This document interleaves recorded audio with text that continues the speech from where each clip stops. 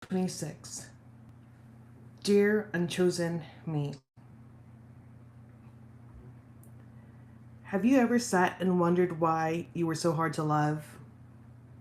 What made others choose another option over you? I have. I do. It's a battle that I fight constantly. And if I'm being honest, most days I lose.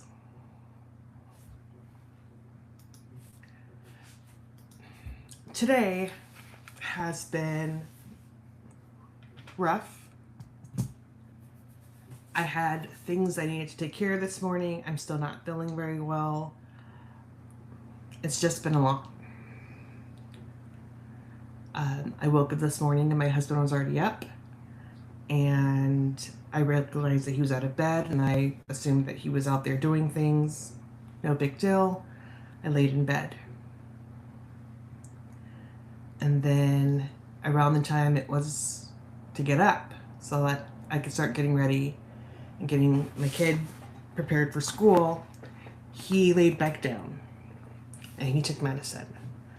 It's not a big deal. That's his schedule. He does it every night. I think I was just kind of surprised that he was the one that was up and so decided that I should get up and take our kid to school. But I did. And I got back and I laid down on my couch because, again, I wasn't feeling well, and I went back to sleep. Out of the two of us, it's easier for me to get back to sleep, so it made sense. And then we had to go run an errand. And so I got dressed and we got in the car, and it was, well, before we got in the car, it was him asking me if I mind driving. I don't generally drive when it's the two of us. He had a headache. Sure, I can do that. We get in the car and we're on the road, and I'm making conversation. I am talking about all the things that I want to do and how we should do them and how to make it work and what the schedules will look like and the whole thing, that if I were to go through with it. And at best, I felt like I was meeting resistance. He says that he wasn't feeling any sort of way, and I'm not one to question that because that's how he feels and that's what he's saying. I just kind of chalked it up to maybe his head was hurting and he wasn't feeling like talking. But he said that he was okay with talking and he was doing just that, and we're trying to have conversations. And I'm asking questions that, again, I know the answer to. And a moment ago, he was just here in my office and he said that we keep having the same conversations over and over again when I already know the answers. And he's not wrong. We do. I do. I keep asking questions hoping that the answer would be different, and the answer is never different. And so tonight I said that the reason why I ask questions and have conversations over and over again is with the idea that people grow and answers change. But that tonight I'm hearing him say his answers aren't changing. And he said, no, people grow and people do change, but we keep having the same conversation and keep giving you the same answers. No, I hear you. See, the problem isn't that I don't hear him or I don't understand him. The problem is me. The problem is I'm waiting in hopes that one day the answer is different, even though I know the answer won't be. He is very right about that. He's very honest about that. It's the same conversation. I don't know why I keep expecting the answer to change. And for me, it's because I've convinced myself that the reasons why the answers are one way is because of something fundamental. And if that thing fundamentally changes, then the answer will be different. The logic in my head makes sense. And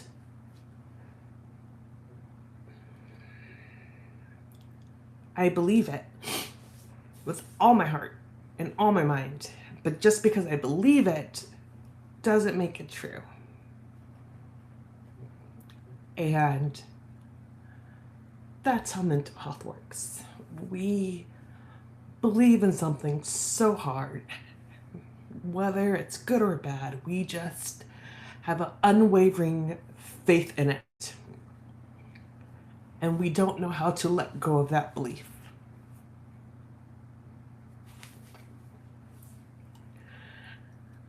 I have had the belief since I was a little girl that nobody wants me.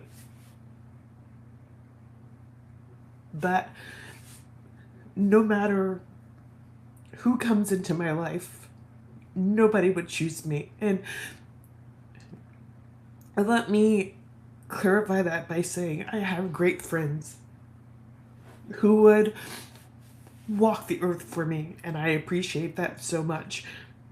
But it's never what I mean when I say I'm not chosen, right? Like, yes, I have great friends. But that's not the same thing as a family. And I recognize that friends can become family, but you're going to always mourn that family that you were supposed to have. So for me, I wasn't chosen. I'm one of 7 kids. Nobody talks to me. It's just what it is, right? I don't expect more. I don't get more. So then I date. And I keep looking for the person to choose me. And I think that is why I've had the relationships that I've had, because someone was going to choose me. I wasn't going to give up on that. And then I met my husband. And he chose me. I thought he chose me. I used to believe that.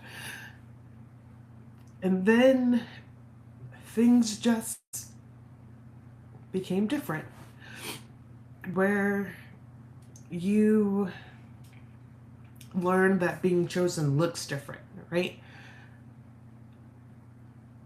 It's like the concept of how you're chosen changes. As a kid, it was like the mom and dad showed up to your games and your performances, and that's how you knew that they chose you. That's how you knew you were special. For your husband or your significant other, they take an interest in your day and your life and your interests, what's going on with you, what's new, what's changing. But it also looks like knowing fundamentally what they want and helping them achieve those goals. That's where my chosen feels broken. I have a ton of goals and things I want to accomplish in life. And from afar, my husband does support them. He's very much a go after the things you want. And I appreciate that. I do. I just wish I didn't have to do them alone. I didn't want a partner so that I can do things by myself.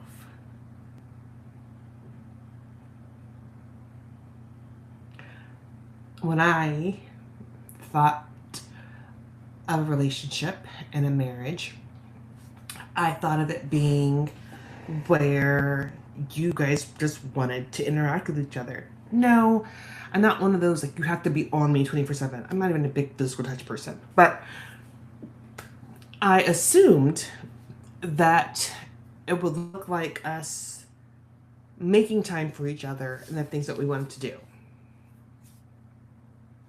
We would just, that would be important. That would be more important than anything else. And that's not to say that is an everyday thing or an every month thing. I mean, sometimes one of us is going to have to show up more than the others. That's human nature. Some days I'm going to give 10% and he's going to give 90% and vice versa.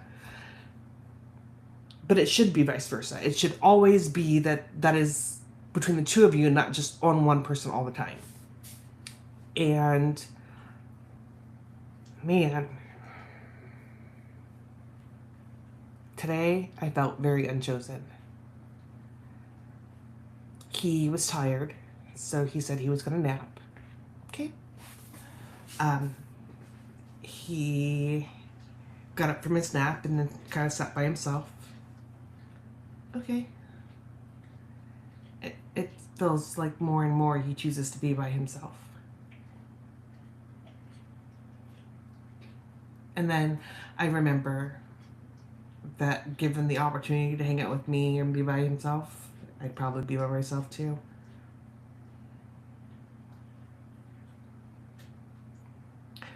I don't know. I don't know how to make myself likable or lovable to somebody in the way that I need to feel likable or lovable. I can be a good friend, I think. I can be very helpful and very compassionate. I'm a very good listener. I'm a good problem solver, for the most part. And I think those qualities as a friend are great. They work wonders. I think those qualities as a spouse leaves you wanting much more. And I feel like he wants much more than what he got with me. He is right. He has the same conversations over and over. His answers don't change, and I just end up with my own feelings hurt. And he'd rather not hurt my feelings, so it's easier just not to have the conversation.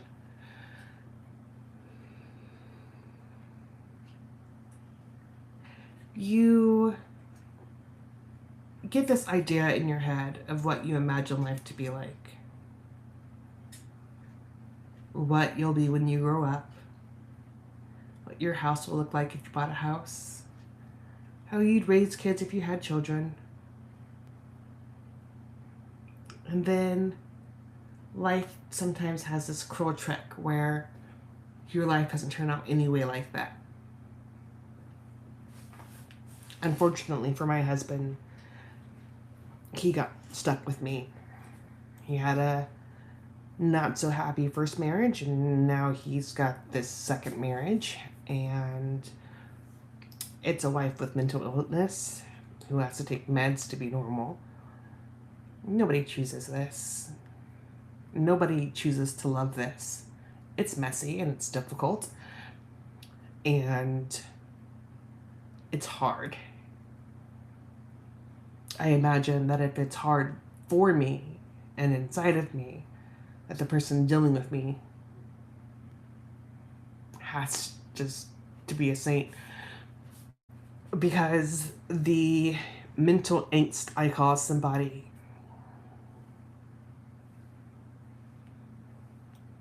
So today I feel unchosen. I feel like I could disappear and nobody would notice. Nobody would care. And I know that's not true. I know there are people who would notice. I know that there are people who would care. And when I say no one, it's usually referring to very specific people. It's always the same people. And I wish that would change. I wish that all the love that I do receive and all the people who do care about me outweighed the couple of people I feel like don't want me. I wish that's how that worked. I wish that in mental health, it was so much easier to focus on the positive than it was the negative. Unfortunately, that is not how that works. So while I have great friends who would support me in all my endeavors, who were like, go do you, go do the things that you need to do for yourself. There's my husband, and there's my mom. And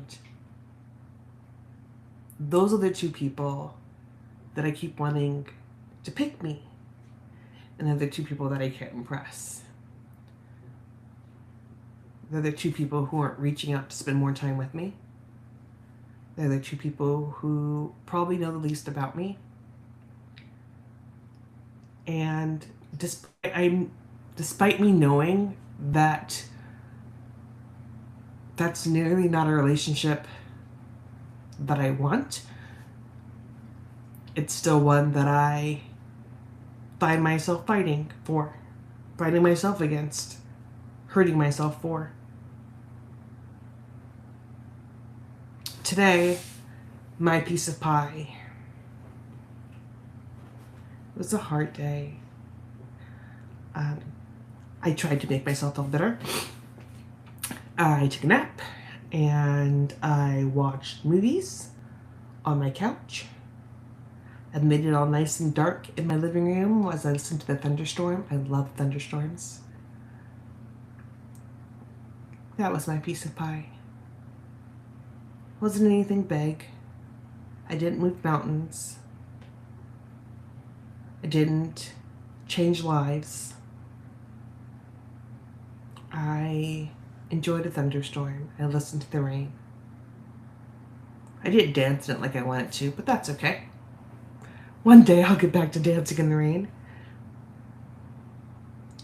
Today